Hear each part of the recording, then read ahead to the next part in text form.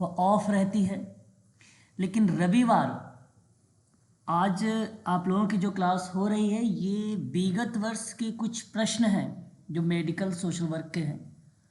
उन्हीं प्रश्न पत्रों पर मैं आप लोगों से बातचीत करूंगा।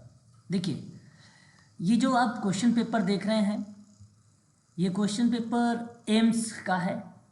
मेडिकल या medico social service officer grade first की जो वैकेंसी निकाली गई थी उसके अगर हम बात करते हैं तो ये एम्स मेडिकल सोशल वर्क का क्वेश्चन पेपर है। ठीक है, देखिए, nature and development of social work ये सेक्शन है और ये सेक्शन आप देखेंगे Uttar Pradesh university of medical science में भी। ठीक है, तो इसी तरीके से कुल 10 सेक्शंस मिलेंगे, यानी 100 क्वेश्चंस आपको एम्स मेडिकल सोशल वर्क को यहाँ पर मिलेगा।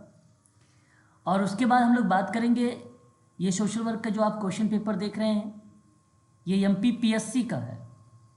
ये MPPSC का है। 2021 में सोशल वर्क के आधार पे मेडिकल सोशल वर्क का पेपर हुआ था, उसके क्वेश्चंस यहाँ पर मिलेंगे। कुल टोटल 150 क्वेश्चंस है। यहाँ क्वेश्चन नंबर 51 से स्टार्ट होगा आपका मेडिकल सोशल वर्क का। ठीक है, तो यानी 100 क्वेश्चंस आपको यहाँ पर भी देखने को मिलेंगे। उसके बाद आपको यहाँ पर अगर हम बात करें तो ये जो आप क्वेश्चन पेपर देख रहे हैं 51 से, ये भी MP सेट का एक पेपर हुआ था सोशल वर्क का। ठीक है, MP सेट का ये भी एक प्रकार से मेडिकल सोशल वर्क के लिए इम्पॉर्टेंट क्वेश्चन पेपर है। इसमें भी आपको 100 क्वेश्चंस मिलेंगे। ठीक है, और इसके बाद आप यहाँ पर जो देख रहे हैं ये क्वेश्चन पेपर है उत्तराखंड मेडिकल सोशल वर्क का। 23 जनवरी 2022 को पेपर हुआ था। 2022 में एक MPPSC का भी पेपर हुआ था। अभी आपको एक और पेपर दिखाना है। ठीक है, तो बेसिकली ये सभी जो क्वेश्चन पेपर आप देख रहे हैं ये सोशल वर्क के हैं और ख़ासकर मेडिकल सोशल वर्क को ये रिलेट कराते हैं। तो वैसे तो यहाँ पे मैंने 4 क्वेश्चन पेपर दिखाया है आपको। एक तो MPPSC 2022 में एक और हुआ था और वो एक 5। आप 500 क्वेश्चंस तो आप इजीली यहाँ पर भी देख सकते हैं। वैसे तो और भी हैं, तमिलनाडु के भी मिल जाएंगे क्वेश्चन पेपर आपको। ठीक है, अदर जो स्टेट है वहाँ के भी आप लोगों को देखने को मिल जाएंगे क्वेश्चन। तो आज मैं बेसिकली आप लोगों से शुरुआत करने वाला हूँ उत्तराखंड मेडिकल सोशल वर्क का एक क्वेश्चन पेपर से। 100 क्वेश्चंस करेंगे हम लोग यहाँ पर, तीव्र गति से करेंगे ताकि 1 घंटे में ये कवर हो जाए आपके 100 क्वेश्चंस, है ना। आपको बता दूं कि 6 फरवरी को जिन बच्चों ने Uttar Pradesh university of medical science का फॉर्म भरा है उनका एग्ज़ाम है 6 फरवरी को। तो आप सभी लोग अपना एडमिट कार्ड वगैरह निकाल लीजिए। और जो भी वीडियोस अभी मैं आप लोगों को एक प्लेलिस्ट मैंने एक टेलीग्राम पर ग्रुप बनाया है, उसमें आपको सारी वीडियो का लिंक और PDF में भेजूंगा जो 6 फरवरी के लिए होंगी, सारी की सारी PDF और सारी की सारी वीडियोस, है ना। तो इसीलिए मैंने कहा है कि आप लोग जितने बच्चे उत्तर प्रदेश की तैयारी कर रहे हैं मेडिकल सोशल वर्क के, वो बच्चे मुझे एक बार पर्सनली मैसेज करें, नाम लिखें अपना। ठीक है, और जो एग्ज़ाम है 6 फरवरी का उसका भी नाम आपको डालना है। ठीक है, UPUMS करके और अपना नाम डाल दीजिए, मैं आपको उस ग्रुप में ज्वाइन कर दूंगा। तो चलिए शुरुआत करते हैं। ध्यानपूर्वक देखिएगा, आगामी परीक्षाएं DSSB की है और 6 तारीख को तो आपको पता ही है Uttar Pradesh university of medical science की है। UGC नेट का भी एग्ज़ाम आगे है, MPPSC सोशोलॉजी का भी एग्ज़ाम है ना। तो अगर आप लोग ज्वाइन हैं तो ध्यान से देखिएगा, 100 क्वेश्चंस करेंगे थोड़ा सा तीव्र गति से। ठीक है, तो पहला सवाल ये है कि विकास मूलक सामाजिक कार्य का उद्देश्य क्या हो सकता है। 4, क्या संसाधनों का अधिकतम उपयोग करोगे, न्यूनतम उपयोग करोगे, इष्टतम उपयोग करोगे, उदार करोगे, क्या आप करेंगे बताइए। यहाँ देख सकते हैं आप, इंग्लिश में है इस साइड और इधर राइट साइड में आपको हिंदी में मिल जाएगा। ठीक है, तो आवाज़ मेरी क्लियर है, एक बार स्पष्ट करिए। जी। ठीक है, तो फिर आप थोड़ी सी तीव्र गति से अपने रिस्पॉन्स को भी यहाँ पर दीजिए। क्या जवाब होना चाहिए? Option C. ऑप्शन C आपका करेक्ट होगा। जो विकास मूलक डेवलपमेंट सोशल वर्क का जो एम होता है वो संसाधनों का इष्टतम प्रयोग की बात करता है। इष्टतम का मतलब जानते हैं, एक प्रकार से आप लोग कहते हैं ना उत्कृष्ट, आप पास भी कह सकते थे, उत्कृष्ट भी बोल सकते हैं। तो दोनों में थोड़ा सा जो बेटर लगने की कोशिश हो रही है वो इष्टतम यानी कि सबसे बेस्ट। उत्कृष्ट बता रहा है एक प्रकार से। तो यहाँ मैं आप लोगों से कहूँगा कि ऑप्टिज्म जो शब्द मेंशन किया, यानी इष्टतम शब्द या यूटिलाइजेशन ऑफ रिसोर्सेज का जो प्रयोग किया है, वह आपका करेक्ट हो जाएगा ऑप्शन नंबर सी। सही जवाब ऑप्शन सी होगा, है ना। ये प्रश्न इंपॉर्टेंट है, ध्यान रखिएगा। अब देखिए पैथोलॉजी, सोशल पैथोलॉजी बहुत इंपॉर्टेंट शब्द है मेडिकल सोशल वर्क के लिए, है ना। अब ये देखिए ध्यान से, क्योंकि मैं दोबारा इस पेपर को नहीं करवाऊंगा, DSSB के स्टूडेंट भी इस प्रश्न को ध्यान से दें, क्योंकि DSSB के बच्चे अगर कहीं किसी टॉपिक में अगर कंफ्यूजन हो रहा है तो अपनी कॉपी पर मेंशन कर लीजिए उस प्रश्न को लेकर। मैं आप लोगों को उसकी कंटेंट PDF वगैरह सब प्रोवाइड करा दूंगा, क्योंकि DSSB का जब भी आप लोग मुझसे मांगेंगे मेडिकल सोशल वर्क का क्वेश्चन पेपर का लिंक, तो मैं आपको यही लिंक दूंगा। इसलिए मैं कहूँगा कि DSSB के स्टूडेंट जो है बहुत ध्यान से इसको देखें। समाज रोग विज्ञान मतलब सोशल पैथोलॉजी इसको कहते हैं, इसका मीनिंग क्या हो सकता है? ऑप्शन ए को देखिए, कहता है सामाजिक बीमारियों की उत्पत्ति, प्रकृति और कारणों का अध्ययन जब करेंगे तो हम उसी को क्या बोलते हैं, समाज रोग विज्ञान कहते हैं। ये सबसे अच्छा एक प्रकार से सोशल पैथोलॉजी की परिभाषा बता रही है, जो ऑप्शन नंबर 1 है। इसमें जितनी भी बीमारियां होती हैं उसके बारे में लिखा होता है, उसका नेचर बताया जाता है, उसके कारण बताए जाते हैं, ठीक है। सारी डिटेल उस बीमारी के बारे में बताया जाता है, किसमें, सोशल पैथोलॉजी के बारे में, इस वाली किताब में या इस कॉन्सेप्ट में आप ऐसा कह सकते हो, ठीक है। तो ऑप्शन नंबर आपका पहला यहाँ पे करेक्ट हो जाएगा। क्लियर हो रहा है? क्वेश्चन सरल सरल है, केवल मीनिंग को समझते हुए चलिए आप लोग। Yes sir. क्वेश्चन नंबर देखो थर्ड, है ना। ये सभी प्रश्न आपको आगामी परीक्षा में मिल सकते हैं, है ना। जरा क्वेश्चन नंबर थर्ड को देखिए आप सभी लोग। पूछा है कि निम्नलिखित सिद्धांतों को उसके समर्थकों के साथ सम्मिलित करना है। जरा आप बताइए, घटना विज्ञान, मनोविश्लेषणात्मक, अभिप्रेरणा संबंधी और अधिगम से रिलेटेड कौन कौन से पॉइंट किसको रिलेट करेंगे? तो पहले आप मुझे बताएंगे घटना विज्ञान के संबंध में, प्लीज एक बार स्पष्ट करिए। Edmund Usain. बात करता हूँ। Edmund Usain. ओके, ठीक है, और भी कोई? बस घटना विज्ञान में अगर आपने एडमंड हुर्सल का नाम लगाया, हुसरल का नाम लगाया है, तो ऑप्शन यहां पे आपको रिलेट करा रहा होगा थर्ड को, पॉइंट नंबर थर्ड को। मनोविश्लेषणात्मक सिद्धांत की अगर हम लोग जिक्र करते हैं, सिगमंड फ्राइड। रिलेट करा रहा है, फ्राइड का है सर। सिगमंड फ्राइड को रिलेट करा रहा है। और अभिप्रेरणा की बात करते हैं तो मैस्लो। मास्लो। मैस्लो। मैस्लो का, अब्राहम और मैस्लो। अधिगम को स्किनर। स्किनर। तो क्या बता सकते हो कि ऑप्शन नंबर कौन सा गया है? अगर तीसरे का दूसरा गया है तो ऑप्शन नंबर बी होना चाहिए, जी सर। है ना। ऑप्शन नंबर बी ही करेक्ट जवाब होगा। क्वेश्चन नंबर थर्ड था हमारे सामने, थर्ड का बी ऑप्शन करेक्ट है। देखिए very very most important question, मैंने इस प्रश्न के बारे में आपको पढ़ा भी चुका हूं कि परिवार परामर्श कार्य क्या हो सकता है। प्लीज माइक्रो, मध्यम, सूक्ष्म या सभी? माइक्रो। माइक्रो। क्वेश्चन 4, सही जवाब option number C is the right answer होगा। सूक्ष्म समाज कार्य का जो अभ्यास है यह आपका होता है, और ऑप्शन आपका करेक्ट माना जाएगा। ये परीक्षा में सवाल आप लोगों से पूछा जा सकता है, और मैं आप लोगों से कहूँगा कि ये UP UMS के स्टूडेंट ऐसे प्रश्नों को खासकर ध्यान रखें। फैमिली काउंसलिंग, काउंसलिंग का एक टॉपिक इनके में ऑलरेडी मेंशन किया गया है। ऑप्शन नंबर थर्ड यहाँ पे करेक्ट जवाब है। क्वेश्चन नंबर 5 देखिए, अभिकथन करके और कारण से भी प्रश्न पूछ लिया था मेडिकल सोशल वर्क में, बड़े ध्यान से प्रश्नों को पढ़िएगा। कहता है कि पेशेवर सामाजिक कार्यकर्ता का मतलब व्यावसायिक सामाजिक कार्यकर्ता का समाजकारी के उत्पीड़ित वर्गों का सशक्तिकरण और क्षमता का निर्माण है।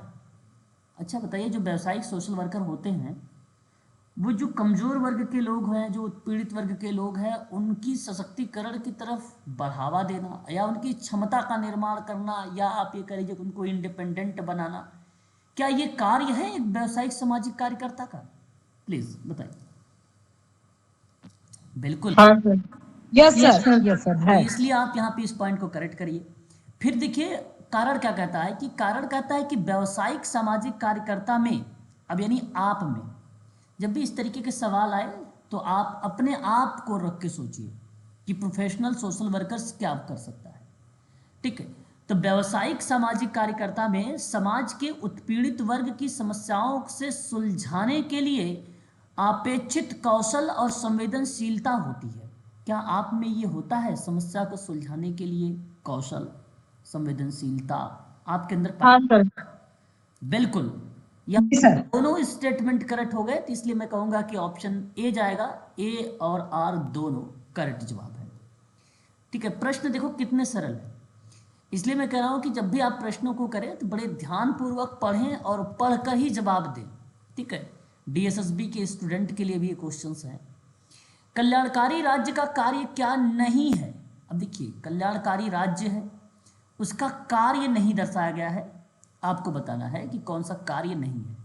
देखो वंचित आबादी की आवश्यकताओं को पूरा करना, सिंपल सी बात है। जहां पर अगर हम बात करें पॉपुलेशन अधिक है, तो अब उन पॉपुलेशन अधिक होने की वजह से उनके पास जाहिर सी बात है बहुत सारी चीज़ें हैं, नहीं मिल पा रही होगी, सुविधाएं कह लीजिए, अधिकार कह लीजिए, नहीं मिल पा रहा होगा। तो उसके लिए आपको क्या करना चाहिए, उसके लिए उन्हें जो है जागरूक करके उनकी आवश्यकताओं को पहचान कर उनको फुलफिल करना चाहिए। तो क्वेश्चन नंबर 6 आपसे कहता है, तो मैं कहूँगा कि वंचित आबादी की आवश्यकताओं को पूरा करने के लिए कल्याणकारी राज्य का कार्य माना जाता है। प्रश्न पूछा था कौन सा कार्य नहीं है। गरीब और अमीर के बीच की जो खाई है इसको पाटना चाहिए, ये भी कल्याणकारी राज्य का एक प्रकार से कार्य है, ये बात करेक्ट है।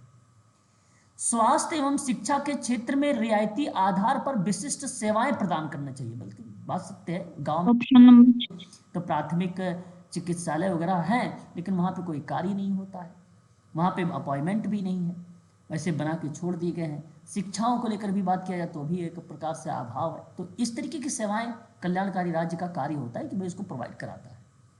लेकिन अगर ऑप्शन नंबर सी की बात करते हैं तो कहता है कि भौतिक आबादी की भौतिकवादी जरूरतों को पूरा करना। बताइए भौतिकवादी जरूरतें, क्या भौतिकवादी जरूरतें पूरा करना ये एक पार्ट या आप एक भूमिका कह सकते हो कि ये पार्ट है?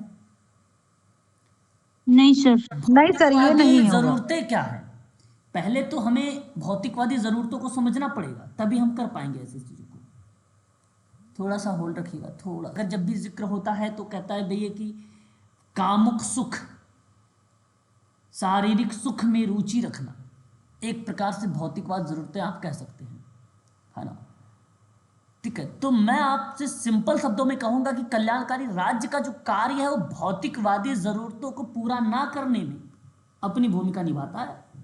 भौतिकवादी वस्तुएं जैसे ऐसी संपत्ति है जिन्हें कोई व्यक्ति छू सकता है या पकड़ सकता है, आप ऐसे भी कह सकते हो। कपड़े हो गए, मोमबत्ती हो गया, कंबल हो गए, जूते हो गए, गहने हो गए, ये भी एक प्रकार की भौतिकवादी वस्तुएं हैं, है ना। तो क्या इनकी जरूरतें पूरा करता है कल्याणकारी राज्य? इसकी कभी नहीं करता है। तो कई परिप्रेक्ष्य बनता है भौतिकवादी जरूरतों का, कोई एक परिप्रेक्ष्य नहीं, कई परिप्रेक्ष्य बनते हैं, बट इस सवाल पर बात नहीं करता है। Option number C is the right answer. प्रश्न में ढूंढना था यही, क्या नहीं है कार्य।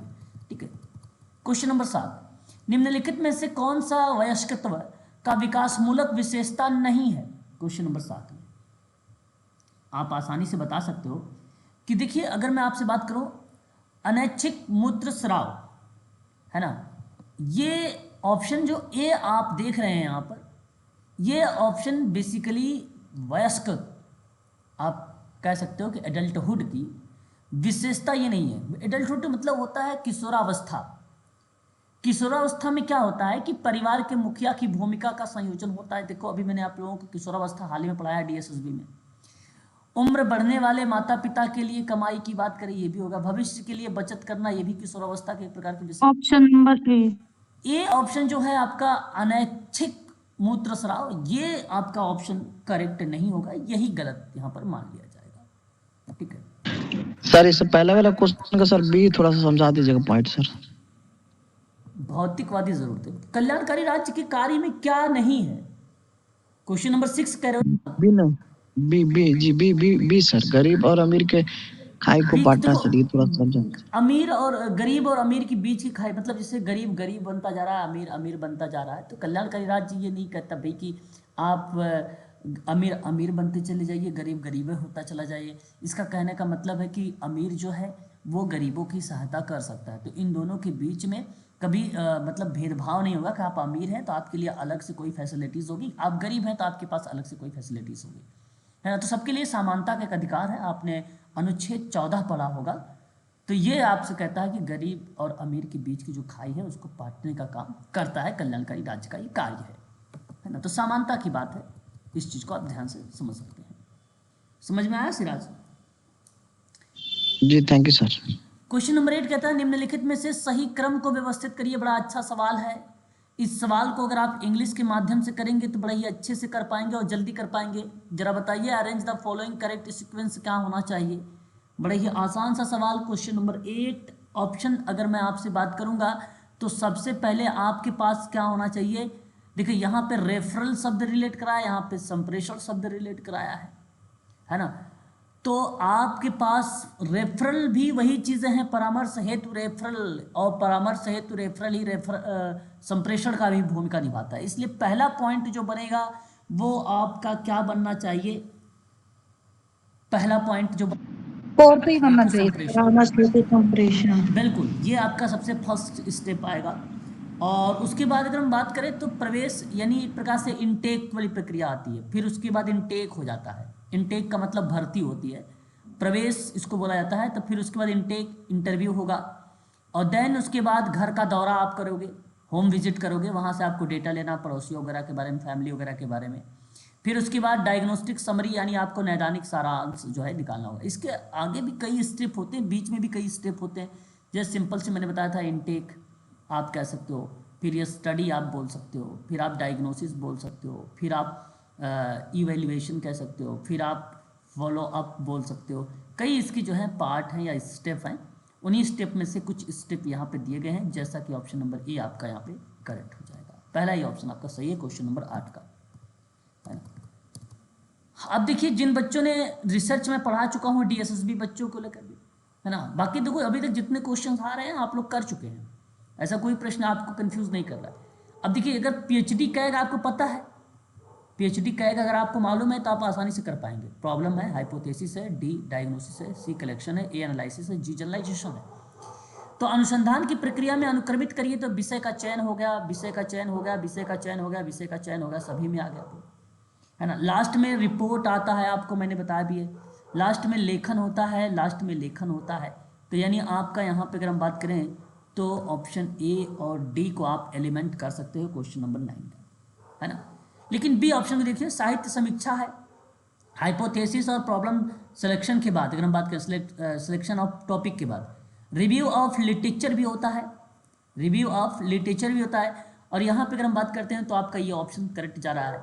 फिर उसके बाद डेटा का संग्रह करना होता है, फिर डेटा का विश्लेषण करना होता है। यही ऑप्शन आपका करेक्ट हो जाएगा, ऑप्शन नंबर बी, और यहाँ पे सी आपका फिर कलेक्ट हो जाएगा। पहले डेटा को कलेक्ट करके आप समीक्षा नहीं करेंगे, पहले समीक्षा करेंगे, फिर डेटा को कलेक्ट करेंगे, फिर उसके बाद विश्लेषण करेंगे। ये ऑप्शन आपका सही है, बी वाला, है ना। क्वेश्चन नंबर देखो 10। सर इसको जो आपने अल्फाबेट से बताया वो एक बार फिर से बता दीजिए, जो अल्फाबेट कोड करके बताया आपको। वो ट्रिक है, PHD कैग आर। पी से प्रॉब्लम, हाइपोथेसिस, डी से डिजाइन, सी से कलेक्शन, ए से एनालाइजेशन एनालिसिस, और जी से जनरलाइजेशन, आर से report. Okay thank beach you में सर। हाँ आपका लिटरेचर ऑफ रिव्यू भी आता है। अभी कथन कहता है कि पेशेवर सामाजिक कार्य की दृश्यता में सुधार के लिए इसके अधिकांश शोधकार उन्मुख होने चाहिए। अब क्वेश्चन नंबर 10 है। अब आप अपने ऊपर इस बात को ध्यान से सुनिएगा। क्या आपको व्यावसायिक समाज कार्य की दृष्टि से या उसके पॉइंट ऑफ व्यू से या विजिबिलिटी के आधार पे क्या आप उसे सुधार के लिए और उसके अधिकांश शोध कार्य उन्मुख होने चाहिए, यानी research should be action oriented होना चाहिए। क्या आपको प्रैक्टिस बेस्ड कार्य करने चाहिए, क्रिया के आधार पर करना चाहिए? बिल्कुल करना चाहिए, गलत नहीं है, ये आपका स्टेटमेंट करेक्ट है। व्यावसायिक समाज कार्य की एक सीमित दृश्यता का एकमात्र कारण हो सकता है। देखो मैंने आप लोगों को इसके बारे में भी पढ़ाया है ना। इस टॉपिक के बारे में भी आप लोगों को बताया है कि व्यावसायिक समाजकारी की सीमित दृश्यता का एकमात्र कारण क्रियात्मक अनुसंधान का अभाव नहीं है। अच्छा, ये बात करेक्ट है, गलत नहीं है। आप सोचो कि अभाव नहीं है तो इसका मतलब नहीं होगा, और ये बात सत्य है, क्रियात्मक अनुसंधान का अभाव नहीं है, पर्याप्त है, तो ये भी आपके करेक्ट है। लेकिन क्या ये व्याख्या कर रहा है? एक तरफ तो क्रियात्मक अनुसंधान का अभाव बता रहा है, नहीं है, दूसरी तरफ तो अधिकांश जो शोध कार्य बताएगा कि भाई वो ओरिएंटेड है, तो दोनों तो अलग अलग है ना। तो इसलिए मैं यहाँ पे कहूँगा कि इसकी व्याख्या नहीं है, ऑप्शन नंबर डी करेक्ट है, दोनों करेक्ट माने जाएंगे। आप क्योंकि लगा लीजिए कि व्यावसायिक समाजकारी की दृश्यता में सुधार के लिए इसके अधिकांश कार्य उन्मुख होने चाहिए। मैंने कहा है कि जब भी आपको करेक्ट करना है, व्याख्या करनी है, तो वहाँ पे क्योंकि लगा दीजिए। क्योंकि अगर आप मान लीजिए दृश्यता में सुधार करने के लिए उसके अधिकांश शोध कार्य उन्मुख होने चाहिए, क्योंकि व्यवसाय समाजकारी की सीमित दृश्यता का एकमात्र कारण क्रियात्मक अनुसंधान का अभाव नहीं है। तो दोनों बातें जो है ना अलग अलग परिप्रेक्ष्य में जा रही हैं। अगर क्योंकि लगाने से जब कारण पढ़ते तो आप एक डिफाइन करता है, कारण पढ़ते हैं जब क्योंकि लगाते हैं तो वो डिफाइन कर देता है, तब एक प्रकार से वो कह देते हैं कि ये व्याख्या हो रही है। यहाँ पे डिफाइन ही नहीं हो रहा, दोनों की बातें अलग अलग है, दोनों अलग अलग तरीके से रिप्रेजेंट हो रहे हैं। क्वेश्चन नंबर 11 है, आप सबको पता है, मैंने पहले भी बता रखा है आप सभी लोगों को कि एक तरफ आंदोलन है, एक तरफ सामाजिक कार्यकर्ता है। क्या चिपको आंदोलन को रिप्रेजेंट करने वाला व्यक्ति सुंदरलाल बहुगुणा है? सुंदरलाल बहुगुणा, आंदोलन की बात करते हैं तो मेघा पाटेकर हैं। लोकपाल आंदोलन की बात करते हैं तो अन्ना हजारे। पश्चिमी घाट बचाओ की बात करते हैं तो माधव गाडगिल। तो यहाँ पर ऑप्शन नंबर जो बी दिया गया है, यह ऑप्शन आपका करेक्ट हो जाएगा। ठीक है, क्वेश्चन नंबर 12, अभी इसकी पीडीएफ भी आप लोगों के मैं टेलीग्राम पर शेयर कर दूंगा, इसी तरीके से सेव करके, ताकि इसका क्वेश्चन भी आपको मिल जाए, आंसर भी यहीं पर। क्वेश्चन नंबर 12 कहता है कि कार्यक्रम प्रबंधन के विभिन्न चरणों को तार्किक क्रम में दर्शाइए। देखिए, अब जो आप अरेंज कर रहे हैं, जो स्टेप, जो सीक्वेंस, और किसका, प्रोग्राम मैनेजमेंट का है ना, तो वो किसके आधार पे, लॉजिकल सीक्वेंस के आधार पे, तर्क के आधार पे, यानी अब आपको तर्क अच्छे से आना चाहिए। तो क्या आप सबसे पहले महसूस की गई जरूरतों को पहचान करेंगे, जो कम्युनिटी ऑर्गेनाइजेशन को रिलेट कराता है?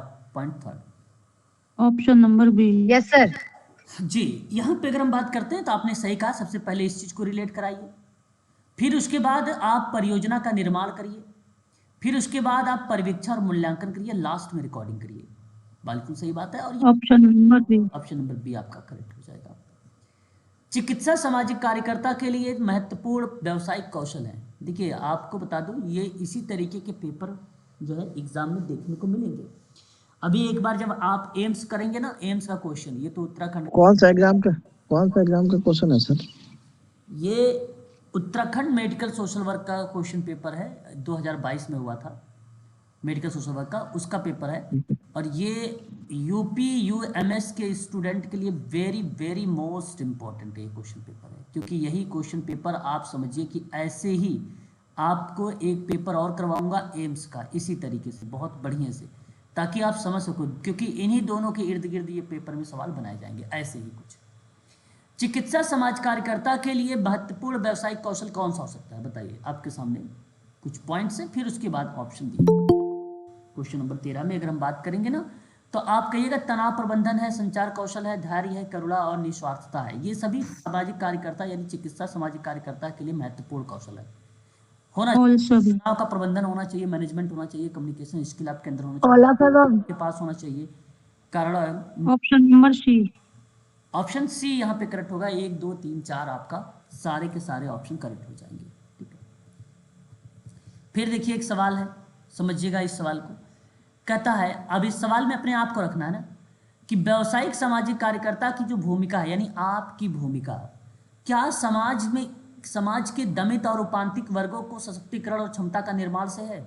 आपकी भूमिका है कि जो उपांतिक वर्ग के लोग हैं, कमजोर वर्ग के लोग हैं, उनको सशक्तिकरण और उनकी क्षमता का निर्माण करना उचित रहेगा आपके लिए, आपकी भूमिका। Yes sir. ठीक है, फिर कारण कहता है कि आप यानी व्यावसायिक सामाजिक कार्यकर्ता में समाज के ऐसे वर्गों की समस्या से निपटने के लिए अपेक्षित कौशल और संवेदनशीलता होती है। देखो, ये भी बात करेक्ट है। मेरे समझ से ये क्वेश्चन 2 बार रिपीट हुआ क्या है उस समय, यस सर, तो दो बार आ गया। हाँ, उसी के इर्द गिर्द है, लेकिन आप ये कहिए और ये मत बोलिएगा कि वही प्रश्न है। उसी के जैसा है, ठीक है, उसी के जैसा है, बस इस चीज़ को आप ध्यान रखिए, है ना। ठीक है, तो आप मुझे जरा बताइए यहाँ पर क्या चीज़ें प्रस्तुत होंगी, इस चीज़ को आप एक बार प्रस्तुत करिए मुझे कि यहाँ पर ऑप्शन होना चाहिए, ये पॉइंट करेक्ट मानना चाहिए। बिल्कुल, दोनों के दोनों स्टेटमेंट करेक्ट है, क्या व्याख्या है या नहीं है, ये चीज़ आप मुझे आप बताइए। क्वेश्चन नंबर 14 सर व्याख्या है। बिल्कुल है, इसलिए ऑप्शन नंबर आपका पहला करेक्ट हो जाएगा। सर वो पांतिक का मतलब क्या होता है? कमजोर वर्ग के लोग हैं, है ना, जिनके हाँ जी, पास और चीजें नहीं पहुंच पा रही, वो उपांतिक वर्ग के लोग हैं। ठीक है सर। संविधान का कौन सा अनुच्छेद है जहां बच्चों के लिए मुक्त, देखिए कल बच्चों के बारे में मैंने कुछ अनुच्छेदों पर बात किया था, अगर आपने कल की क्लास देखा है तो बहुत अच्छी बात है। तो मुझे बता सकते हो आप लोग कि मुक्त आर्टिकल 45। 45, 46, 47, 48। Article 45 article. ओके, यहाँ पर आपने आर्टिकल जो दर्शाया है वो 45 दर्शाया है ना, है कि हाँ नहीं? जी सर। हाँ, तो यहाँ आपने जो चीज़ दर्शाई है बहुत बढ़िया। ऑप्शन आपका यहाँ पे जो माना जाएगा वो करेक्ट जवाब होगा ऑप्शन 1, यानी पहला। मुझे उम्मीद है कि इनमें किसी भी बच्चों को मुझे बताने की ज़रूरत नहीं है, आप आसानी से इसके आइडेंटिफाई भी कर सकते हैं, है ना, कर लोगे। Yes sir. हाँ, लेकिन देखिए 45 में जैसे मैंने कल आप लोगों से ये भी जिक्र किया था कि इसमें संशोधन का भी पार्ट बना है कि नहीं, इसमें अगर हम जिक्र करते हैं तो संशोधन का भी पार्ट बनाया गया था। और कब संशोधन हुआ था 45 वाले में? Sir 86 amendment 2002। 2002 में 86वां संविधान संशोधन हुआ। 45 अनुच्छेद कहता था कि विषय वस्तु को बदल दिया और उसने कह दिया प्रारंभिक शिक्षा, सॉरी प्राथमिक शिक्षा, क्या बोल दिया इसने? प्राथमिक शिक्षा। प्राथमिक शिक्षा बोल दिया। उसी का अनुच्छेद बेसिकली 21A के तहत, 21 के 6 से 14 वर्ष के बच्चों के लिए हाँ, निःशुल्क ए शिक्षा। के तहत मौलिक अधिकार बना दिया। क्या बना दिया इसको? मौलिक अधिकार। तो इस बात को ध्यान से सुनिएगा एक बार फिर से कि जो 2002 का 86वां संविधान संशोधन अधिनियम था उसमें अनुच्छेद 45 की विषय वस्तु को बदल दिया और बना दिया प्राथमिक शिक्षा का अनुच्छेद 21 का ए, और उसी के तहत इसे एक मौलिक अधिकार कर दिया गया। तो यह आपको यहाँ पर ये जवाब हो जाता है। लेकिन जब हम बात करते हैं 48 में, तो 48 बेसिकली कई भागों में, देखिए आपको बता दूं कि 42वां संविधान संशोधन एक हुआ था 1976 में, और उस समय आपने एक और शब्द सुना होगा 48 का ए। जब 42वां संविधान संशोधन हुआ था तो वो बेसिकली एक 48 का ए था और एक 43 का ए था और एक 39 का ए था, ये 3 आर्टिकल्स इसमें जोड़े गए थे। अब तीनों में ए है, थोड़ा सा सुन लीजिए। 48 का जो ए है इसमें पर्यावरण की रक्षा और सुधार का प्रयास हुआ, पर्यावरण की रक्षा और सुधार की बात हुई। 43 का जो ए था वो उद्योग के प्रबंधन से संबंधित था, किससे था? उद्योगों से प्रबंधन से संबंधित था। 49 का ए जो था वो गरीबों को निःशुल्क कानूनी सहायता से संबंधित था, गरीबों को आप कह सकते हो निःशुल्क कानूनी सहायता से संबंधित था। तो इस चीज़ को इसके अकॉर्डिंग रिलेट कराया गया था, तो ये संशोधन का पार्ट था। लेकिन यहाँ अनुच्छेद जो 48 दिया हुआ है ये आधुनिक और वैज्ञानिक तर्ज पर कृषि और पशुपालन को व्यवस्थित करने पर केंद्रित है, ये 48 वाला, ठीक है। वहीं जब हम लोग बात करते हैं 47 के बारे में, 47 राज्य सार्वजनिक स्वास्थ्य में सुधार के लिए कदम उठाया और उस दौरान स्वास्थ्य के लिए हानिकारक नशीले पेय और दवाइयों के सेवन पर क्या लगा दिया था? रोक लगा दिया था। ये था 47। 46 जो था वो राज्य जनता के कमजोर वर्ग जो हैं, जो विशेष रूप से अनुसूचित जाति, अनुसूचित जनजाति और अन्य कमजोर वर्गों के लिए जो है शैक्षिक और आर्थिक हितों की बात करते हुए उसको बढ़ावा देने की बात किया गया था अनुच्छेद 46 में, है ना। तो ये थोड़ा सा इम्पोर्टेंट है, इसको ध्यान रखिएगा। और इसमें 3 पार्ट हैं डीपीएसपी का, एक समाजवादी सिद्धांत पर आधारित है, एक गांधीवादी सिद्धांत पर आधारित है और एक उदारवादी, ठीक है। तो ये चीज़ ध्यान रखिएगा। आगे बढ़िए। 16 कहता है कि निम्नलिखित कथनों पर विचार करिए। अभी कथन कहा है, ध्यान से पढ़िएगा। अल्पसंख्यक के साथ काम करने वाले सामाजिक कार्यकर्ता, जैसे कि आप किसके साथ काम कर रहे हो? अल्पसंख्यक के साथ, ठीक है, ध्यान दीजिएगा। अब सामाजिक कार्यकर्ता को अल्पसंख्यक समूहों पर उत्पीड़न प्रभावों के ज्ञान और गहन समझ की आवश्यकता होनी चाहिए। क्या आपके पास ये जानकारी होनी चाहिए? अल्पसंख्यक यस सर। हाँ जी सर। बिल्कुल होनी चाहिए, ये बात करेक्ट है। दूसरा कारण कह रहा है कि सामाजिक कार्यकर्ता का दायित्व है कि दमित और उपांतित वर्गों की सेवा करना। क्या आपकी भूमिका है कि आपको दमित यस सर। वर्गों की सेवा करना?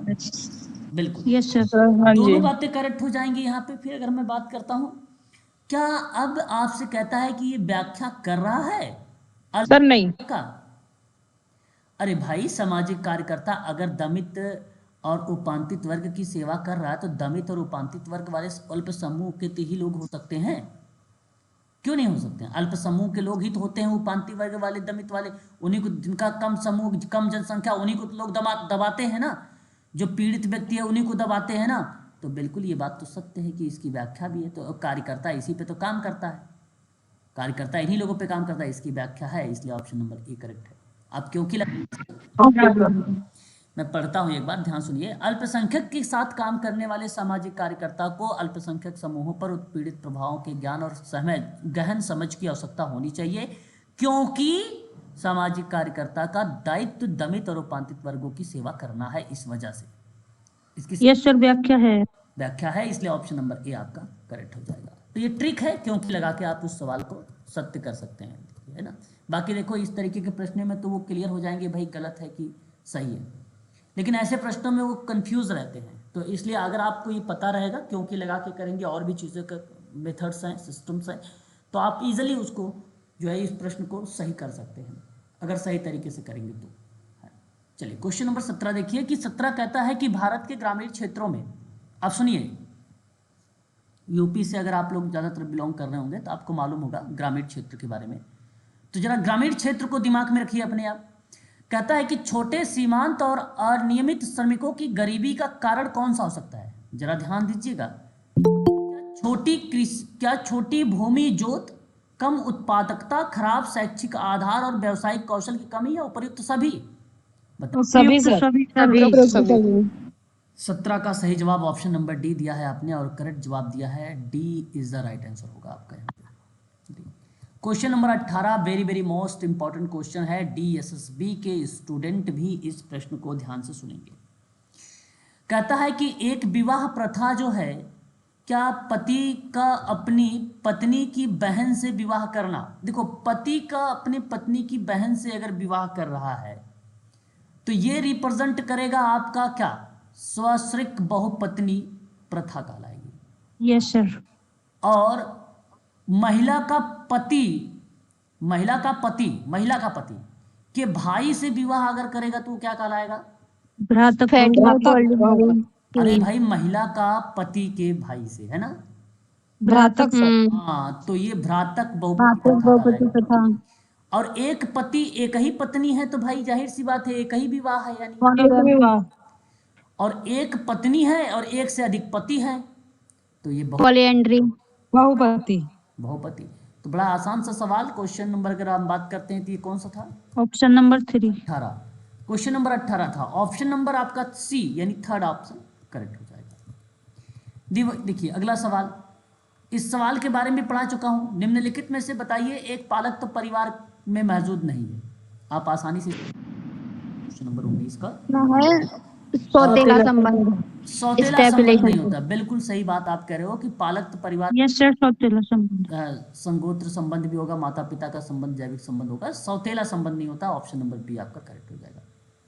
मानव जीवन अधिकतर किसके द्वारा प्रभावित होता है? परिवार के द्वारा, परिवार के द्वारा। हाँ, बी ऑप्शन आपका करेक्ट हो जाएगा। आसान सवाल है ये।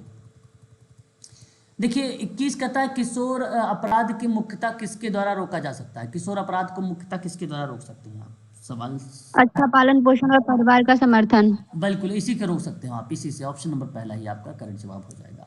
अगला सवाल, निम्नलिखित में से कौन सा सही क्रम है? आपको सही क्रम मैंने अभी आपको पढ़ाया था। देखो पहले इनटेक आएगा, है ना। अब इनटेक ये कहाँ पर है? Diagnosis, treatment, follow up, D. 7 हो जाएगा, फिर अध्ययन हो जाएगा, निदान हो जाएगा, उपचार हो जाएगा, समाप्ति हो जाएगा, फॉलो अप मैंने देखो लास्ट में पढ़ाया था आपको, फॉलो अप में बताया था। सर ये किसके स्टेप हैं?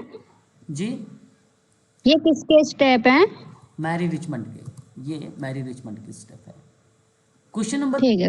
निम्नलिखित में से एक किशोर सुधार गृह में एक सामाजिक कार्यकर्ता का कार्य नहीं हो सकता। देखो, किशोर सुधार गृह में एक सोशल वर्कर का काम नहीं है। अब बताओ आपका कौन सा काम नहीं है? प्रशासन का काम तो होना चाहिए। प्रशासन। नहीं, प्रशासन तो है आपका, प्रशासन तो काम करेंगे, मैनेजमेंट का, एडमिनिस्ट्रेशन का काम तो करेंगे, ऐसे तो सोशल वर्कर का है। केस ये रिकॉर्ड बनाने का काम करेंगे आप, मामलों को। ये देखो भाई, क्या आप मामलों की कोर्ट की सुनवाई करेंगे या वकील? अगर मैं क्वेश्चन नहीं सर। 3 की बात करता हूं तो मामलों की कोर्ट की सुनवाई कर सकते हो ना? हाँ सर सोशल एडुकेसी में आएगा ना सर ये? हाँ, कर सकते हो, कर सकते हो, मामले की कोर्ट में सुनवाई कर सकते हो। शोध पत्रों का प्रकाशन नहीं, प्रकाशन आप कहाँ से करोगे? पब्लिशन थोड़ी करेंगे आप। Option number D. क्या क्वेश्चन नंबर 23 समझ में आया? बताइए। Yes sir. सर ये प्रशासन का थोड़ा सा समझा दीजिए। प्रशासन यानी कैसा, क्या बोलना चाह रहे हैं? एडमिनिस्ट्रेशन से, एडमिनिस्ट्रेशन मतलब देखो, अगर कोई कार्य अगर हो रहा है उसके अपोजिट में तो आप एडमिनिस्ट्रेशन नहीं करोगे, प्रशासन नहीं बनाओगे, नियम नहीं बनाओगे, आपको लूथर गुलोगे। इसके बाद आपकी जी सर, जी सर, क्लास होगी, बिल्कुल सर। प्लानिंग वगैरह आपको पढ़ेंगे, पोस्ट कार्ड वगैरह, तो वहां पर उन चीजें आप देखेंगे। तो पोस्ट कार्ड में तो आप कार्य करेंगे ना, प्लानिंग करेंगे, बिल्कुल बिल्कुल क्लियर हो गया सर। करेंगे, ये सारी चीजें करेंगे आप। ठीक है। क्वेश्चन नंबर 24, समाज के कमजोर वर्गों के लिए प्रदान की जाने वाली सेवाओं को क्या कहोगे? बताओ, जो कमजोर। Public welfare scheme. समाज कल्याण सेवाएं। अब यहाँ अगर मैं आपसे बात करता हूँ क्वेश्चन नंबर 24 में, तो आप यहाँ पे डी को लगाइए, समाज कल्याण सेवाएं, ये आपका होगा। ठीक है। जो कमजोर वर्ग के लोग हैं उनको प्रदान करने वाली जो सेवाएं होती हैं वो सोशल वेलफेयर सर्विसेज होती हैं। Option number D is the right है। लोग पब्लिक वेलफेयर सर्विसेज नहीं होंगी, ना ही स्वैच्छिक होगी, नहीं। यहाँ सवाल तो सिंपल है, कमजोर वर्गों के लिए, कमजोर वर्गों के लिए सोशल वेलफेयर सर्विसेज होती हैं। Option number D. 25, चिकित्सा समाज कार्य, यानी देखो अब मेडिकल सोशल वर्कर की बात हो रही है। बताइए उनका कर्तव्य, उनकी ड्यूटी, कर्तव्य में क्या क्या शामिल है? अच्छा, ये देखिए पॉइंट्स हैं, पॉइंट के बाद आपके कूट मिलेंगे, पॉइंट्स दिए गए हैं, फिर आपको कूट मिलेंगे, है ना? तो सिंपल सी बात है, क्या बताइए? डॉक्टर, नर्सिंग और पैरामेडिकल स्टाफ वाली बहुविषयक टीम, एक टीम के सदस्य के रूप में काम करोगे आप? आपकी काम यस सर। भाई बिल्कुल काम है, यस इसमें सर। होना चाहिए। रोगी अगर अक्षम है, बीमार है, तो उससे निपटने में मदद करोगे आप, उसे भावना यस सर। के साथ समायोजित रहोगे आप, रहना। जी सर। फिर कहता है कि रोगियों को सामाजिक स्थिति का आकलन करोगे आप, उचित परामर्श उसे आप दोगे कि नहीं दोगे? बिल्कुल। हाँ सर। फिर कहता है रोगी की बीमारी और दिव्यांगता यानी विकलांगता के साथ जो है आर्थिक रूप से प्रबंधन। देखो, आर्थिक रूप से प्रबंधन का मतलब आप अपने पैसे थोड़ी दोगे, नहीं नहीं सर, ये नहीं होगा। तो आर्थिक रूप से प्रबंधन, बात को सुनिए पहले। रोगी की बीमारी, दिव्यांगता के साथ आर्थिक रूप से प्रबंधन करने के तरीके और साधन खोजने में मदद करने के लिए क्या आप काम करोगे? साधन खोजने की मदद, हाँ सर, प्रबंधन भी सही करोगे। है। आर्थिक रूप से का मतलब ये हुआ कि उसको ना, जो स्कीम चलाई जा रही है उस स्कीम से रूबरू करोगे आप। आजकल देखते हैं आप लोग, पैसे मिलते हैं 2000 रुपये, 3000 रुपये, ठीक है। दिव्यांग अगर व्यक्ति है वो तो उसको फंड वगैरह मिलता है, पेंशन वगैरह मिलता है, तो उसको क्यों नहीं करोगे? ये है आर्थिक रूप से। आर्थिक रूप से ये नहीं कि आप अपने जेब से उसको पैसे दोगे। ऑप्शन आपका हाँ यहाँ, होगा सर ये भी। तो यहाँ पे आप देखिए ऑप्शन सभी करेक्ट होना चाहिए, उपयुक्त सभी। Option number D, yes, D correct होगा, है ना? बोलते रहिए। महिला जी सर। सहायता समूह एक आपने सुना है, सेल्फ हेल्प ग्रुप आपने सुना होगा, सेल्फ हेल्प ग्रुप का लेकर। तो महिला सेल्फ हेल्प ग्रुप का अंतिम लक्ष्य क्या हो सकता है? बताइए। पैसे की बचत करना होगा, आपने सुना है ये सेल्फ हेल्प ग्रुप। महिला अपने आप, देखो ध्यान से सुनिए उस सवाल को, आप क्या पैसे की बचत, ऋण देना कि परिक्रमी निधि, परिक्रमी निधि देखिए गेटिंग जो है रिवॉल्विंग फंड, ठीक है, प्राप्त करना, और एक सशक्तिकरण। तो अंतिम लक्ष्य क्या होता है सेल्फ हेल्प ग्रुप का? अंतिम लक्ष्य, सशक्तिकरण। बिल्कुल सही जवाब, यही सबसे अंतिम लक्ष्य सर इसके सारे गोल बताना क्या क्या है? जी। इसके गोल क्या है पूरे? किसके गोल? इस सेल्फ हेल्प, हाँ जी सर, सेल्फ हेल्प ग्रुप के। हाँ देखिए, इसके गोल यही है भाई, नारी सशक्तिकरण को बढ़ावा देना, उसके अधिकारों की बात करना, समानता की बात करना, ठीक है, महिला पुरुषों को समान की बात करना, समान अधिकार की बात करना, ठीक है, रोजगार में उनको समान वेतन की बात करना, यही तो है। सेल्फ हेल्प ग्रुप के माध्यम से यही लक्ष्य किए जाते हैं महिलाओं के साथ, है ना। ठीक है सर। ऑप्शन नंबर डी आपका करेक्ट है। क्वेश्चन नंबर 27 देखिए, निम्नलिखित में से कौन सा विभाग है जो मई 2012 में सामाजिक न्याय और सशक्तिकरण मंत्रालय के तहत बनाया गया था। बड़ा आसान सा सवाल और इंपॉर्टेंट क्वेश्चन 2012 में। सही जवाब बेसिकली अगर बात जी दूसरा वाला बी हो जाएगा। जी यहाँ सर पे हाँ मई दिव्यांगता 2012 में मामलों का विभाग। हाँ मई 2012 में ना सामाजिक न्याय और सशक्तिकरण मंत्रालय जो बनाया गया था, ये इसी के तहत दिव्यांगता मामलों का विभाग बनाया गया था। तो ऑप्शन आपका यहाँ पे जो जाएगा वो बी वाला ऑप्शन आपका करेक्ट होगा, ना कि ग्रामीण वाला, ना कि स्वास्थ्य वाला, ना ही उच्च वाला, ऑप्शन नंबर बी। ठीक है, देखिए very very most important questions कई बार रिपीट होते हैं हर मेडिकल सोशल वर्क में। मैरी रिचमंड के जो है कुछ ना कुछ चीज़ें जरूर पूछी जाती हैं। From charity to social work की पुस्तक के विद्वान कौन है? मैरी रिचमंड है, फ्रिडलैंडर है, जेम एडम्स है, या एलिजाबेथन एग्न्यू है। देखिए मैं आपको बता दूं कि मैरी रिचमंड और एलिजाबेथन एग्न्यू दोनों विद्वानों ने इस किताब को लिखा है, लेकिन मैं आपसे कहूँगा अगर दोनों ऑप्शन में आ जाए तो आयोग ने भी माना है और किताबों में सबसे पहले भी इन्हीं का नाम लिखने को मिलता है, मैरी रिचमंड सन 1922। तो आप जवाब किसका देना चाहोगे बताइए, क्वेश्चन नंबर 28 का? ए सर। ये ऑप्शन मैरी रिचमंड। ठीक है, मैरी रिचमंड। देखिए मैं आपको बता दूं कि दोनों विद्वानों के नाम आते हैं, एलिजाबेथन एग्न्यू का भी नाम आता है, मैरी रिचमंड का नाम आता है, लेकिन जो उत्तराखंड की बात मैं कर रहा हूँ बेसिकली मैं इसलिए मैरी रिचमंड का चुनाव किया है क्योंकि यूजीसी नेट ने प्राथमिकता मैरी रिचमंड को देता है। उत्तराखंड ने इस क्वेश्चन पेपर का जो आंसर माना है वो ऑप्शन नंबर डी माना है।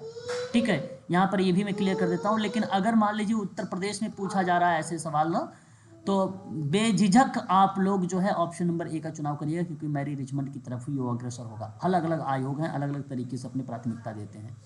ठीक है, तो ऑप्शन नंबर यहाँ पर जो जाएगा वो आपका बेसिकली ए जाएगा। यहाँ पर आप किताब को भी गूगल करोगे तो दोनों विद्वानों के नाम देखने को मिलेंगे हमें। ठीक है, क्वेश्चन नंबर 29 देखिए, जनसंख्या पिरामिड क्या दर्शाता है? जनसंख्या पिरामिड क्या दर्शाता है? लेकिन डीएसएसबी के बच्चे जो है मैं आपसे कहूँगा कि वो एलिजाबेथन एग्न्यू का नाम लगाइएगा। ये बड़ा विवादित क्वेश्चंस है, इसमें कई बार अगर मैं बता रहा हूँ इसी आधार पे कि नेशनल के लेवल पे जब प्रश्न आता है तो वहाँ पे केंद्र सरकार के माध्यम से आप कह सकते हो, और वह जो भूमिका निभाता है वो एग्न्यू की तरफ, सॉरी मैरी रिचमंड की तरफ, और बाकी जो स्टेट वाले गवर्नमेंट है वो बेसिकली विद्वान मैरी रिचमंड को। तो जनसंख्या पिरामिड को क्या दर्शाता है? जनसंख्या पिरामिड क्या दर्शाता है? चार ऑप्शन आपके नंबर 29 मैं आपसे कहूंगा कि एक निश्चित समय पर आयु लिंग वितरण को दर्शाता है, ऑप्शन नंबर डी दर्शाता है। ठीक है, क्वेश्चन नंबर 30 देखिए, मानवाधिकार वाक्यांश का सर्वप्रथम प्रयोग किसने सर्वप्रथम प्रयोग किया गया था? का चार्टर। ओके, क्वेश्चन नंबर 30 में अगर हम लोग बात करते हैं तो आप संयुक्त option number B right answer हो जाएगा। संयुक्त राष्ट्र चार्टर। एक मिनट बच्चे, सी ऑप्शन की तरफ संयुक्त राष्ट्र charter, option number C is the right answer. Question number 30, आत्मनिर्णय का अधिकार के सिद्धांत सामाजिक कार्यकर्ता किसकी पहचान करता है? किसकी पहचान करता है? Question number 31। तो सही जवाब अगर मैं बात करूं तो सेवार्थी को अपनी पसंद का निर्णय लेने में अधिकार और सत्ता की पहचान भी।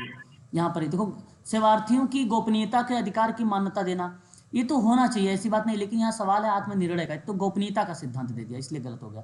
पूर्वाग्रह के बिना सेवार्थियों की स्थितियों की जांच करना चाहिए, अच्छा ये बात भी करेक्ट है, लेकिन ये आत्मनिर्णय का डेफिनेशन नहीं है। सेवार्थियों की वास्तविक चिंता दृष्टिकोण निर्णय लेने में मदद करना है, उसकी पहचान करना, ये भी बात करेक्ट है, लेकिन ये आत्मनिर्णय अधिकार का सिद्धांत का भाषा या परिभाषा नहीं है। तो 31 का option number A is the right answer हो जाएगा। ठीक है, क्वेश्चन नंबर 32, भावनात्मक विकार जिसमें एक व्यक्ति वास्तविकता के प्रति उन्मुख रहता है लेकिन पुरानी चिंता से पीड़ित होता है।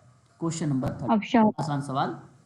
32 में अगर हम बात करते हैं तो आप बता सकते हो न्यूरोसिस विकार आता है, तो सिजोफ्रेनिया अवसाद और जो है आपका, अगर हम बात करें व्यामोह अवस्था, ये नहीं होगी। जब भी भावनात्मक विकार आता है और वहाँ एक व्यक्ति वास्तविकता के प्रति उन्मुख रहता है लेकिन पुरानी जो चिंताएं हैं उससे पीड़ित है पुरानी से, तो वो बेसिकली होता है न्यूरोसिस। ऑप्शन नंबर आपका D is the right answer हो जाएगा। Very very most important question है DSSB के स्टूडेंट के लिए। Indian journal of social work की शुरुआत वर्ष कब हुई थी? Question number 33। सही जवाब होना चाहिए ऑप्शन नंबर बी, 1940। ठीक है, इंपॉर्टेंट है, ध्यान रखिएगा, ये कि चीज़ों को समझते हुए चलिएगा आप सभी लोग, अदरवाइज दिक्कत हो जाएगी वरना, है ना। Indian journal of social work 1940 याद रखेंगे आप सभी लोग। और इस परिप्रेक्ष्य में जब भी जिक्र होता है, ये पब्लिश की गई थी किताब, काफ़ी फेमस रही है, Tata institute of social science के द्वारा। ठीक है, इम्पोर्टेंट है, किसके द्वारा ये किया गया था? Tata institute of science. Social science के द्वारा। ठीक है, तो इम्पोर्टेंट है, इसको आप भूलिएगा मत। ठीक है, ध्यान में रखिएगा। इसको इन शॉर्ट में क्या बोला जाता है? IJSW। ठीक है, याद रखिएगा। चलिए आगे बढ़ें। अच्छा, अब ये जो प्रतिक्रियाएं हैं जो आप देख रहे हैं IJSW, ये जानते हो ये क्या, किस पे, ये क्या, ये जो बुक है या जो पब्लिश हुई थी, जो शुरुआत हुई थी, किस पे बेस्ड है? तो मैं ध्यान से सुनिएगा, मैं बोल रहा हूँ आप लोगों को। सामाजिक नीति, सामाजिक विकास, सामुदायिक संगठन, अपराध विज्ञान, न्याय, बच्चों और परिवारों, महिलाओं, स्वदेशी समुदाय, दलित, आदिवासी सशक्तिकरण, दिव्यांगता, उच्च गुणवत्ता वाले सैद्धांतिक, विश्लेषणात्मक और अनुभवजन्य कार्य को लेकर ये जिक्र करता है IJSW 1940 में। इन सभी चीज़ों को कवर करता है ये। ठीक है, क्वेश्चन नंबर 34। हिंदुओं में विवाह एक डैश है, बताइए क्या है? अनुबंधन है, संपत्ति का आदान प्रदान करने वाले उपाय है, संस्कार है या कानूनी जरूरत है? बताइए, हिंदुओं में विवाह संस्कार। चलिए बढ़िया है, option number C. Grape wine आप पढ़ेंगे, अगर आप UGC की तैयारी कर रखे हैं तो आपने पेपर फर्स्ट में कम्युनिकेशन के टाइप पढ़े होंगे, तो आपको पता होगा कि ग्रेप वाइन कौन सा टाइप आता है। बताइए, ग्रेप वाइन डैश से संबंधित है? Question number 35। अनौपचारिक। सही जवाब अनौपचारिक इनफॉर्मल होता है, communication. Option number B is the right answer होगा। शराब की श्रेणी है, बताइए क्या? क्वेश्चन नंबर 36, शराब की श्रेणी क्या है? क्वेश्चन नंबर 36 सही जवाब होगा अवसाद होगा, ऑप्शन नंबर डी है। ठीक है, उत्तेजक नहीं, बहुत लोग नहीं कहते हैं, अगर आप किसी से, जब जो लोग ड्रिंक करते हैं उनसे पूछोगे ना तो कहेंगे बड़ी टेंशन में रहते हैं, इस टेंशन को दूर भगाने के लिए करते हैं। कुछ लोग ऐसे होंगे, आजकल तो फैशन हो गया है बड़े बड़े घरों में, है ना, ड्रिंक करना। ठीक है, पार्टी। ठीक है, बट यहाँ पे शराब की श्रेणी जो दर्शाई गई है अवसाद, उसको कहा था तुम डिप्रेशन से, भले वो ऐसा कह रहा लेकिन वो डिप्रेशन है, साइंस कहता है वो डिप्रेशन से ग्रसित है। Question number 37। निम्नलिखित में से कौन सा सर थोड़ा सा जो इसको बता अपने देना। जी विलायक सर, विलायक क्या होता है सर? विलायक लिखा है, सॉल्वेंट सर। अरे ये solvent- साइंस में आता है। विलायक तो विलायक और विलयन। एक मिनट, आप उसी वक्त से बोल रहे हो अरे अरे क्या होता है? अरे हो सकता है सिराज, क्या बात है, ऐसे में ऐसी बात नहीं, कह दियो भाई, इतना वो क्यों ले लेते हो?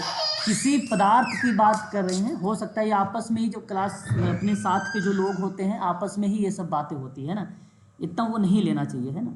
चलो कोई बात नहीं, फिर भी हम अभी आप लोगों से बात करेंगे इस पर। ठीक है, आगे चलिए। देखिए यहाँ जो विलायक शब्द सर दिया गया है, सॉल्वेंट जो शब्द दिया गया है, इसका मतलब होता है अन्य पदार्थ को अपने में विलीन करने वाला एक तरल होता है, उसी को हम लोग क्या बोलते हैं? विलायक कहते हैं। विलायक डेफिनेशन जो होता है, एक ऐसा पदार्थ होता है सर जो एक विलय को घोलता है, जिसके परिणाम स्वरूप एक जो है समाधान बनता है, तो उसे विलायक कहते हैं, उसे सॉल्वेंट कहते हैं, है ना। तो ये आपका ऑप्शन नहीं होगा विलायक, और ना ही विभ्रांतिकारक, ना ही उत्तेजक। यहाँ पे डिप्रेशन आपका करेक्ट होगा। क्वेश्चन नंबर 37 देखिए, निम्नलिखित में से कौन सा अधिनियम है जो अपने अधिनियम वर्ष के साथ सही ढंग से मेल खाता है ना। 4 ऑप्शन आपके सामने दिए गए हैं। किशोर न्याय अधिनियम है 2000 का, राष्ट्रीय न्यास अधिनियम है 1987 का, मानसिक स्वास्थ्य अधिनियम है 1997 का, कारखाना अधिनियम है 1946 का, है ना। तो सही जवाब क्या होना चाहिए बताइए, एक बार बताइए सिराज सर। क्वेश्चन नंबर 37 सही जवाब। देखिए, अधिनियम में अपने वर्ष, अधिनियमित वर्ष का सही ढंग मेल खा रहा है ना। तो देखिए मैं बता दूं, किशोर न्याय अधिनियम सर। हाँ ये सही मेल खा रहा है, पहला ऑप्शन आपका। देखिए यहाँ पे किशोर न्याय अधिनियम 2000 में आया था, राष्ट्रीय न्यास अधिनियम जो आया था 1999 में आया था, राष्ट्रीय मानसिक स्वास्थ्य अधिनियम की बात करते हैं तो 1987 में आया था, कारखाना अधिनियम की बात करते हैं तो 1952 में आया था। इसलिए ऑप्शन सही मेल खा रहा है, ऑप्शन नंबर ए है कि नहीं, गलत लिखा हुआ बाकी। 38 देखिए नीचे देखिए सूची 1 सूची 2 से दिया गया है, एक तरफ अनुच्छेद दिए गए हैं, दूसरी तरफ उसके नाम दिए गए हैं, ये आपको मैच करने हैं क्वेश्चन नंबर 38 में। एक बार मैच करिए आप सभी लोग। क्या मैं भेदभाव को निषेध को लेकर अनुच्छेद 15 को जिक्र कर सकता हूँ? अनुच्छेद 15, कानून समझ के समता की बात करूंगा तो क्या अनुच्छेद 14 की बात कर सकता हूँ? 14, यस सर। वास्तविकता उन्मूलन की बात करता हूँ तो अनुच्छेद 17, 17, और अवसर की समानता में अनुच्छेद 16 बता। 16, उस हिसाब से देखा जाए तो आप इजीली इसका सही जवाब दे सकते हैं, option number B is the right answer हो जाएगा, करेक्ट जवाब हो जाएगा। इस तरीके से ही आपके आगामी परीक्षाओं में सवाल आएंगे, देख लेना। आप लोग केवल ढंग से जाकर पेपर करके आना, बस अच्छे से पढ़ के। ऐसे इजी इजी सवाल आएंगे। मेडिकल सोशल वर्क अगर आपने यूजीसी की तैयारी किया है तो ये 110% बता रहा हूँ कि आप मेच्योर हैं मेडिकल सोशल वर्क के पेपर देने में। मात्र सत्तात्मक परिवार को निम्न रूप में भी माना जा सकता है, ठीक है, मात्र ऑप्शन सत्तात्मक परिवार, बी। ठीक है। मदर सेंटर, तो यहाँ सही जवाब हो जाएगा मात्र केंद्रित है, मतलब माता तो लिखा हुआ, माता का सत्ता होगा वही परिवार होता है, तो जाहिर से मात्र केंद्रित है, तो यानी ऑप्शन नंबर बी आपका करेक्ट हो जाएगा, है ना। क्वेश्चन नंबर 40, एक पुरुष का एक से अधिक स्त्रियों से अगर विवाह करता है तो उसको क्या बोलेंगे? देखो ये इंग्लिश में दे, सही जवाब हो जाएगा पोलिजेमी हो जाएगा, ठीक है। क्या हो जाएगा? ऑप्शन नंबर ए हो जाएगा यहाँ पे कि एक पुरुष का एक से अधिक स्त्रियों से विवाह हुआ है तो वह पोलिजेमी हो जाएगा, option number A is the right answer हो जाएगा। विद्वतापूर्ण लेखक को एक अध्ययन के रूप में तैयार करने का आधार क्या हो सकता है? जो है विद्वतापूर्ण लेखन को एक अध्ययन के रूप में तैयार करने का जो आधार हो सकता है वो 41 है, सही जवाब हो जाएगा literature of review, literacy review. हाँ, जब आप देखो, क्योंकि अध्ययन देखो मैंने कहा ना, पत्र हो गया, पेपर हो गया, ठीक है, आपने किसी का किताब पढ़ लिया, इस तरीके की जो क्रिया होती है वो बेसिकली लिटरेचर ऑफ रिव्यू होता है, और ऑप्शन आपका सही हो जाएगा यहाँ पर बी ऑप्शन। व्यवहार संशोधन अगर आपको करना है, व्यवहार को बदलना है, तो बताइए किन तकनीकों का उपयोग आप करना उचित समझेंगे? देखिए बड़ा ही आसान सा सवाल है, इजी क्वेश्चन है लेकिन इंपॉर्टेंट क्वेश्चन है, ठीक है। व्यवहार संशोधन के लिए बताओ किन किन, अगर कोई व्यवहार आपको बदलना है प्रॉब्लमेटिक, तो कौन कौन सी टेक्निक आप लगाओगे? 42 आपके सामने। सही जवाब अगर मैं आप लोगों से बात करूं तो आदर्शी सर ऑप्शन नंबर डी। चिकित्सा भी लगाओगे, विमुक्ता चिकित्सा भी लगाओगे, सरल समन भी लगाओगे। ये सभी एक प्रकार की थेरेपी है। इन थेरेपी का ध्यान रखिएगा, जब भी कोई व्यवहार संशोधन में आता है क्वेश्चन, इस तरीके से कोई थेरेपी वगैरह लिखी रहती है तो आप इजीली सभी को क्लिक करिएगा, और ऐसे प्रश्नों में ऑल ऑफ द एबव ही हमेशा सत्य माने जाते हैं, सारी थेरेपी दी जाती है। क्वेश्चन नंबर 43, डैश समूह में विभिन्न लोगों के बीच में अंतर संबंध पर प्रकाश डालिए जरा। डैश समूह में विभिन्न लोगों के बीच अंतर संबंधों पर प्रकाश डालिए। क्वेश्चन नंबर 43, सही जवाब अगर मैं आप लोगों से बात करूंगा तो समाज आलेख होगा, है ना, जो है सोशियोग्राम होता है। सर क्वेश्चन नंबर 42 वाले जो पहला ऑप्शन है उसे समझा दो। ओके, ये थेरेपी है, अगर हम बात करें ये थेरेपीज हैं, सारी थेरेपीज के बारे में आपको मैं एक एक करके एक बार बता भी दूंगा, लेकिन यहाँ पर आपने जो सुना है आवेशी थेरेपी के बारे में, यस सर, कि इस थेरेपी के बारे में थोड़ा सा आप लोग भी जानें, ये थेरेपी क्या होता है। इम्प्लेसिव थेरेपी इनको बोला जाता है, इम्प्लेसिव थेरेपी बोला जाता है। इम्प्लेसिव थेरेपी क्या हो सकती है बताइए? इम्प्लेसिव थेरेपी क्या हो सकती है? सिंपल सी बात है, आपने सीबीटी का नाम सुना है? शौक वाली। Yes sir. Behaviour therapy, cognitive behaviour जो थेरेपी होती है वही बेसिकली इम्प्लेसिव थेरेपी होता है। कारण यह है कि संज्ञानात्मक व्यवहार थेरेपी एक प्रकार की मनोचिकित्सा होती है जो टास्क थेरेपी बोला जाता है। दवाओं से इसका प्रयोग किया जाता है। इसको किससे यूज किया जाता है? दवाओं का प्रयोग किया जाता है, दबाव से। और अगर मैं आपसे बात करूं कि उपचार का चुनाव आवेगपूर्ण व्यवहार के कारण पर निर्भर करता है। कुछ मामलों में बस किसी दवा या दवा को वापस लेने या बदलने में बहुत फर्क पड़ जाता है। तो यहाँ जब भी इस थेरेपी को यूज़ किया जाता है बिहेवियर में, तो हम दवा देकर उसको ठीक करते हैं या उसको कंट्रोल में लाते हैं। किसको? तो क्लाइंट को लाते हैं। किसको? तो क्लाइंट को लाते हैं, ठीक है। तो सीबीटी आवेग नियंत्रण विकार जो होता है इलाज में प्रभावी होता है, क्योंकि उपचार का फोकस जो होता है वो विचारों और व्यवहारों के बीच संबंधों को उजागर करने पर होता है। तो क्लाइंट के साथ ना दवाओं का जब यूज़ होता है तो हम लोग बोलते हैं कि हमने कौन सी थेरेपी लगा दिया है, आवेसी थेरेपी का यूज कर लिया है। Okay sir. ठीक है, आगे हम बात करते हैं तो क्वेश्चन नंबर नेक्स्ट 44 कहता है कि डैश सिद्धांत का उपयोग व्यक्ति की मानसिक क्षमता को खोजने के लिए किया जाता है। क्वेश्चन नंबर 44 है, प्लीज आप इसका जवाब बताइएगा कि डैश सिद्धांत का उपयोग व्यक्ति के मानसिक क्षमताओं को खोजने के लिए किया जाता है। इसका सही ऑप्शन क्या है? स्मृति कारक। ओके, कारक विश्लेषण। कारक विश्लेषण होता है, ये फैक्टर एनालिसिस होता है। फैक्टर एनालाइजेशन ना सिद्धांत का उपयोग व्यक्ति के मानसिक क्षमता को खोजने के लिए किया जाता है। पहला ही ऑप्शन सही है यहाँ पे। गांधी जी का ग्राम स्वराज आपने अवधारणा सुना होगा, मुख्य उद्देश्य क्या हो सकता है? सर्वोदय। बताइए क्वेश्चन नंबर, अगर मैं 45 की बात करूंगा तो गांधी जी का ग्राम स्वराज उद्देश्य था सर्वोदय, सभी का विकास होने की बात करता था। एंड टू दी लास्ट एक किताब आई थी, वो भी जॉन रस्किन की किताब थी, उसी में ये चीजें देखने, उसी से वो मोटिवेट हुए थे, फिर जाके सर्वोदय पर उन्होंने विचार डाला था। ऑप्शन नंबर बी आपका यहाँ पे करेक्ट हो जाएगा। कौन सा सामुदायिक संगठन का सिद्धांत नहीं है? हाँ बताइए, कौन सा सामुदायिक विशिष्ट संगठन का सिद्धांत नहीं है? का सिद्धांत, नहीं विघटन है। का सिद्धांत, जन भागीदारी का सिद्धांत, नियोजन विघटन का का जो सिद्धांत। सिद्धांत है, विघटन का सिद्धांत नहीं आता। देशों का सिद्धांत है, जन भागीदारी का सिद्धांत है, नियोजन का सिद्धांत सामाजिक है, क्रिया के ये नहीं महत्व आता। ऑप्शन नंबर आपका बी यहाँ पे करेक्ट हो जाएगा। ठीक है, क्वेश्चन नंबर 47 निम्नलिखित में से कौन सा सामाजिक क्रिया के महत्वपूर्ण एलिमेंट है, या आप कह लीजिए फैक्टर है, या आप तत्व बोल सकते हैं। म्यूट रहिए प्लीज, म्यूट हो जाइए, म्यूट हो जाइए प्लीज। 47 में अगर हम बात करते हैं तो सामाजिक क्रिया का महत्वपूर्ण तत्व है। देखो, एक तो सामुदायिक, यहाँ पे बेसिकली एलिमेंट पूछा है सोशल एक्शन का, भी मैंने हाल ही में DSSB में करवाया है, यहाँ पर भी आप लोग देख सकते हैं। बड़ा ही आसान सा सवाल है। आप कह सकते हो कि समुदाय की सक्रियता होनी चाहिए, लोकतांत्रिक दृष्टिकोण होना चाहिए और सामुदायिक संसाधन होना चाहिए। व्यवहार को समझना तो बेसिकली केसवर का पार्ट हो जाता है। अब बताइए, सोशल एक्शन करने गए हो कि व्यवहार समझने गए हो? अच्छा, फलाने ये व्यवहार कर रहे हैं, फलाने ये चीज़ें कर रहे हैं, तो ये तो गलत हो जाएगा, है ना। सोशल एक्शन तो जब भी कार्य होता है वो समुदाय को सक्रिय रहेगा तब होगा, या तो समूह सक्रिय रहेगा तब हो पाएगा। लोकतांत्रिक का पॉइंट आप भी मतलब सभी का अपने विकास के लिए बात नहीं करते हो, सभी का विकास होने, उसके लिए देखो बैनर होना चाहिए, पोस्टर होना चाहिए, माइक होना चाहिए, ये संसाधन होने चाहिए। ठीक है, तो मैं कहूँगा 1 2 4 लगाइए, 1 2 4 ऑप्शन नंबर देखिए सी में, क्वेश्चन नंबर 47 का सी वाला ही ऑप्शन सही माना जाएगा।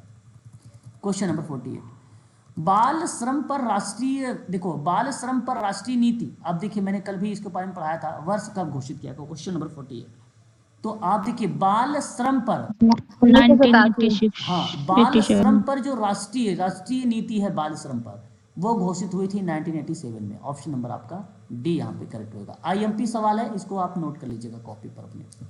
ठीक है, क्वेश्चन नंबर 49, श्रम मंत्रालय के तहत जो है MES योजना का अर्थ बताना, यानी इसका फुल फॉर्म बताना है। MES का फुल फॉर्म क्या हो सकता है जो श्रम मंत्रालय के तहत है? MES का फुल फॉर्म, तो फुल फॉर्म इसका क्या होना चाहिए? आप देखिए तो मॉड्यूल, अगर हम बात करते हैं तो मॉड्यूलर एम्प्लॉय स्किल्स होगा। आपका जो ऑप्शन बनेगा वो बी ऑप्शन करेक्ट हो जाएगा, जो मंत्रालय, श्रम मंत्रालय के अंतर्गत आता है MES। Option number B is the right answer होगा। भावनाओं का शुद्धिकरण, देखिए मैंने आपको बताया था कि शुद्धिमतीकरण होता है, चैतन्यकरण होता है, वो पाउलो फ्रेरे का आता है, लेकिन यहाँ सवाल ये है कि भावनाओं का शुद्धिमती या शुद्धिकरण कहा जाता है किसको? भावनाओं का। ठीक है, क्वेश्चन नंबर 50 सही जवाब हो जाएगा भाव विरेचन को, ऑप्शन नंबर बी, भाव विरेचन को। ठीक है, तो यहाँ तक आज रखिए अभी आप लोग क्वेश्चन नंबर 50 तक, शाम को फिर क्लास होगी, 50 से आपका कवर हो जाएगा, 51 से 100 तक।